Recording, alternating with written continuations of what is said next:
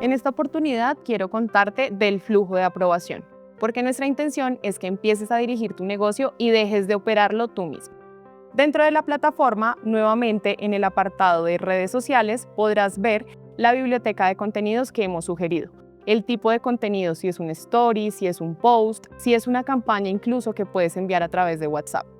Esto es muy importante porque no estamos usando créditos que te corresponden, pero sí estamos utilizando los datos de las métricas de tus redes sociales como likes, compartidos, guardados, para ver qué contenido funciona y sugerirte nuevas ideas.